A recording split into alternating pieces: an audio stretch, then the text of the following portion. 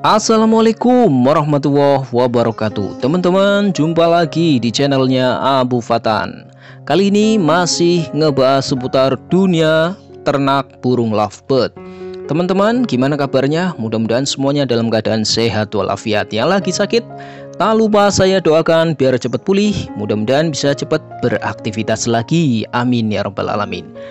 Teman-teman, ngomongin musim penghujan seperti saat ini, nih banyak indukan-indukan lovebird biasanya gagal menetas.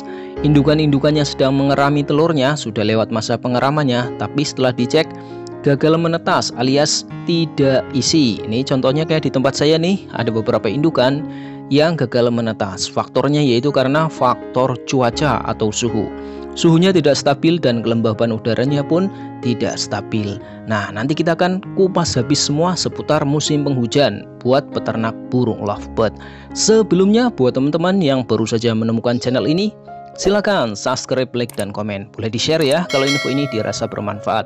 Langsung saja kita ke pokok permasalahan. Cekidot. Teman-teman, musim penghujan seperti saat ini memberikan efek yang kurang bagus buat peternak burung lovebird. Kenapa? Karena telur-telur yang semestinya sudah menetas pada waktunya malah gagal menetas atau tidak isi. Biasanya disebut zong ya. Banyak dikarenakan ini karena faktornya yaitu karena faktor suhu atau cuaca. Sebenarnya ada beberapa faktor nih teman-teman kalau kita lihat ya. Faktor yang menyebabkan telur lovebird itu gagal menetas. Di antaranya yaitu yang pertama seperti tadi yang saya bilang di awal, yaitu faktor suhu dan cuaca. Suhu dan cuaca tidak stabil atau berubah-ubah seperti saat ini.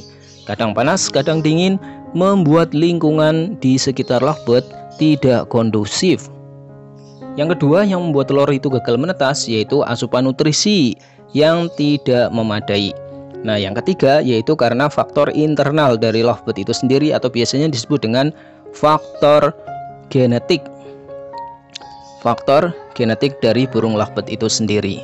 Nah, yang saya mau bahas di sini yaitu yang pertama tadi karena faktor cuaca. Faktor cuaca seperti saat ini. Nih, faktor cuaca di saat pergantian musim dari musim panas ke musim penghujan membuat kelembaban udara dan temperatur di dalam sekitar kandang dan juga glodok tidak stabil sehingga rawan telur untuk gagal menetas. Di mana suhu normal di dalam kandang lovebird yang normal itu seharusnya antara 25 sampai 30 derajat Celcius. Dan kelembaban udara normalnya di sekitar kandang lovebird atau di dalam glodok yaitu antara 50 sampai 80% kelembabannya. Nah, teman-teman, jika musim hujan seperti saat ini membuat suhu udara menjadi lebih dingin sehingga berpengaruh pada indukan-indukan lovebird yang sedang mengerami telurnya. Nah, ini membuat kondisi suhu udara tidak stabil. Dan juga kelembaban udaranya pun ikut tidak stabil karena faktornya lebih dingin dari musim biasanya. Kira-kira gimana nih untuk mengatasi hal tersebut ya? Solusinya apa gitu? Nah, untuk mengatasi hal tersebut solusinya kalau di saya pasang lampu nih teman-teman. Saya pasang lampu di sekitar kandang lovebird. Cukup satu saja ya.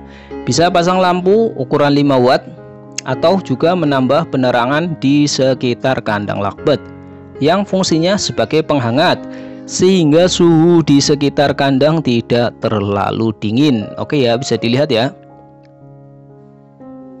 Atau untuk ternak-ternak dengan sistem soliter atau kandang kotak seperti saya ini, bisa menutup sebagian sisi kandang dengan kerodong atau kain atau apa saja ya yang buat penutup kandang. Tujuannya untuk apa sih? Nah, tujuannya agar suhu udara tidak terlalu dingin dan juga panas dari lampu tadi yang kita pasang lampu yang tadi kita pasang suhunya bisa menghangatkan ruangan ya. Bisa dilihat seperti di sini ya, teman-teman. Sehingga suhu udara dan kelembaban udara lebih stabil atau lebih normal di sekitar kandang lovebird yang sedang kita ternak. Jadi walaupun musim penghujan atau musim dingin suhunya nggak begitu pengaruh ya, karena kita sudah pasang lampu ya, dan juga kita sudah pasang kerodong.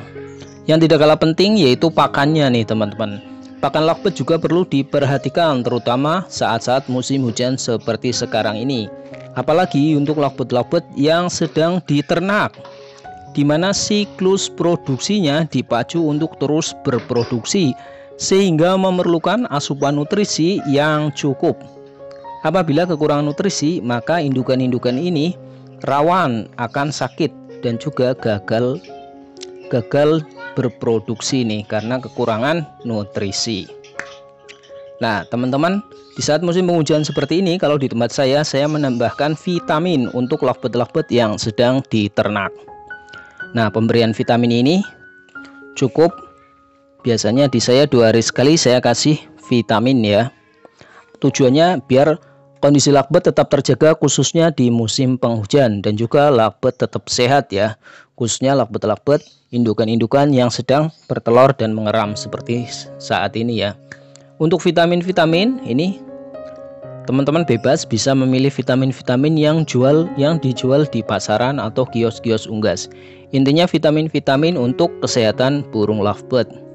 Ini saya kasih contoh seperti saat ini nih, vitaminnya saya kasih 1 kandang ya. 1 kandang, di tempat minumnya cukup 2 tetes atau 3 tetes. Ini vitaminnya mereknya bebas ya, saya nggak merekomendasikan merek tertentu. Intinya merek-merek vitamin buat kesehatan burung lovebird. Banyak nih dijual juga di kios-kios unggas. Dengan memberikan vitamin secara teratur, maka lovebird akan menjadi lebih sehat dan juga produksi tetap lancar walaupun di musim dingin seperti saat ini. Intinya sama juga ya seperti manusia, ketika musim dingin kita memerlukan asupan ya, asupan buat kesehatan tubuh kita, kayak buat penghangat tubuh kita. Nah sama juga burung lovebird ya, di musim dingin seperti saat ini kita tambah dengan vitamin-vitamin biar daya tahan tubuhnya lebih terjaga, sehingga terhindar dari berbagai macam penyakit dan juga produksinya tetap lancar. Oke teman-teman, itu dia seputar sekilas tentang breeder lovebird khususnya di musim penghujan. Mudah-mudahan bisa dipraktekkan dan mudah-mudahan ada manfaatnya. Kurang lebihnya mohon maaf nih. Jumpa lagi ya di video saya selanjutnya. Assalamualaikum warahmatullahi wabarakatuh.